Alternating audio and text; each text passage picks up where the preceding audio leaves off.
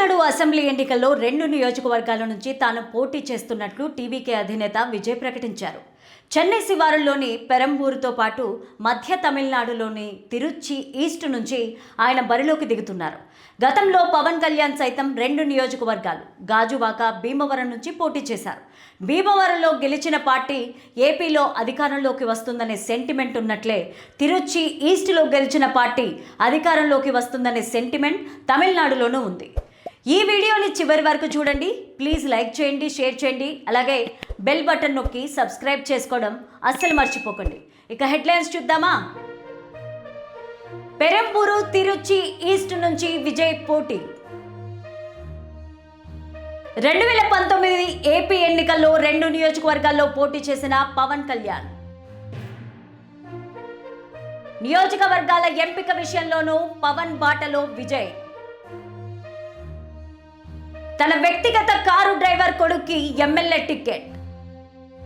లలిత clinics ఇప్పుడు హైదరాబాద్ లో హనుమకొండ జిల్లాలో లక్షలాది మంది ప్రాణాలు కాపాడిన డాక్టర్ రాజేశ్వర ప్రసాద్ ఇప్పుడు మన కోసం అల్కాపూర్ టౌన్షిప్ మణికొండలో. అపాయింట్మెంట్ కోసం ఈ కింది నెంబర్లకి కాల్ చేయండి. ఇక స్టోరీలోకి వెళ్తే టీవీకే చీఫ్ విజయ్ కీలక నిర్ణయం తీసుకున్నారు.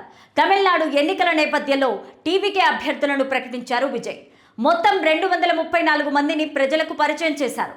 ఈ క్రమంలోనే తన వ్యక్తిగత కారు డ్రైవర్ అయిన రాజేంద్రన్ తనయుడు శబరినాథన్కు ఎమ్మెల్యే టికెట్ కేటాయించి ఆశ్చర్యానికి గురిచేశారు. రాజేంద్రన్ విజయ్ వద్ద 30 ఏళ్లుగా పనిచేస్తున్నట్లు తెలిసింది. దీంతో కారు డ్రైవర్ పైన కృతజ్ఞతతో ఆయన కుమారుడికి టికెట్ ఇచ్చారు.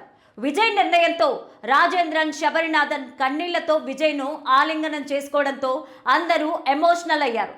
తమిళనాడు రాజకీయాల్లో తనదైన ముద్ర వేయాలని భావిస్తున్న టీవీకే చీఫ్ తలపతి విజయ్ మరో కీలక నిర్ణయం తీసుకున్నారు. తన కారు డ్రైవర్ కుమారుడికి ఎమ్మెల్యే టికెట్ను ఇచ్చారు విజయ్. సుదీర్ఘకాలంగా తన వ్యక్తిగత కారు డ్రైవర్గా అత్యంత నమ్మకంగా పనిచేస్తున్న రాజేంద్రన్ పై కృతజ్ఞతను చాటుకున్నారు.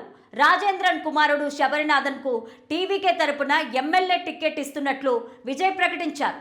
దీంతో రాజేంద్రన్, అతని కుమారుడు శబరినాథ్ వేదికపైనే కన్నీళ్లు పెట్టుకున్నారు.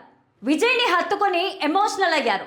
తన నిర్ణయం ద్వారా తన వెన్నంటి ఉండేవారికి, సామాన్య కార్యకర్తలకు, యువతకు పార్టీలో పెద్దపీట వేస్తామనే సంకేతాన్ని విజయ్ ఇచ్చారని విశ్లేషకులు అభిప్రాయపడుతున్నారు. విజయ్ తీసుకున్న ఈ నిర్ణయం పైన ఆయన అభిమానులు, పార్టీ శ్రేణులు హర్షం వ్యక్తం చేస్తున్నారు. అలాగే సోషల్ మీడియాలోనూ ప్రశంసలు కురిపిస్తున్నారు.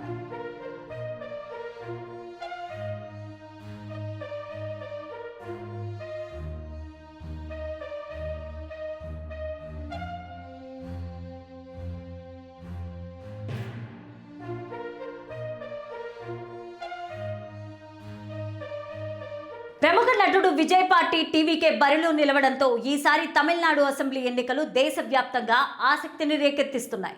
విజయ్తో పొత్తు కోసం ఎన్డీఏ కూటమి తీవ్రంగా ప్రయత్నాలు చేసింది. కానీ విజయ్ మాత్రం ఒంటరి పోరుకు మొగ్గు చూపారు. అంతేకాదు 2 అసెంబ్లీ నియోజకవర్గాల నుంచి తాను పోటీ చేయనున్నట్లు విజయ్ ప్రకటించారు. చెన్నై శివారులోని పెరంబూర్తో పాటు సెంట్రల్ తమిళనాడులోని తిరుచి ఈస్ట్ నుంచి కూడా ఆయన పోటీ చేస్తున్నారు. పెరంబూరు నియోజకవర్గంలో వర్కింగ్ క్లాస్ జనాభా ఎక్కువ. ఇక్కడ తెలుగు ప్రజలు, తెలుగు మూలాలు ఉన్న జనం కూడా పెద్ద సంఖ్యలోనే ఉన్నారు. ప్రస్తుతం ఈ నియోజకవర్గం నుంచి డిఎంకేకు చెందిన ఆర్డి శేఖర్ ఎమ్మెల్యేగా ఉన్నారు. వరుసగా 2 సార్లు ఎమ్మెల్యేగా గెలిచిన ఆయనకు నియోజకవర్గం పైన మంచి పట్టుంది. వచ్చే ఎన్నికల్లోనూ విజయ్కు శేఖర్ నుంచి గట్టి పోటీ ఎదురవుతుందని అంచనా వేస్తున్నారు. ఇక అదే సమయంలో అన్నా డిఎంకే ఈ సీటును పిఎంకేకు కేటాయించింది. సెంట్రల్ తమిళనాడులోనూ పట్టు సాధించడం కోసం విజయ్ తిరుచి ఈస్ట్ నియోజకవర్గం నుంచి కూడా పోటీ చేస్తున్నారు. ఈ నియోజకవర్గంలో క్రిస్టియన్ మైనారిటీ ఓటర్లు, ముఖ్యంగా వెల్లాలారు వర్గానికి చెందిన వారు పెద్ద సంఖ్యలో ఉన్నారు.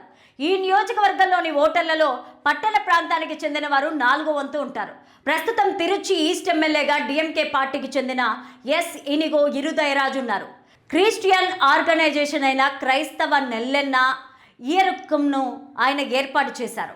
2021 ఎన్నికల్లో అన్నా డిఎంకే మంత్రి వెల్లమండి నటరాజన్ను ఇనిగో ఓడించారు. తమిళనాడు అసెంబ్లీ ఎన్నికల్లో తిరుచి ఈస్ట్ నియోజకవర్గం వ్యూహాత్మకంగా, సెంటిమెంట్ పరంగా కీలకమైంది. 2011లో డీలిమిటేషన్ జరిగిన నాటి నుంచి ఈ నియోజకవర్గంలో గెలిచిన పార్టీ తమిళనాడు ప్రభుత్వాన్ని ఏర్పాటు చేస్తోంది. తమిళనాట విజయ్ వేస్తున్న అడుగులు చూస్తుంటే పవన్ కళ్యాణ్ గుర్తుకు రాక మానరు.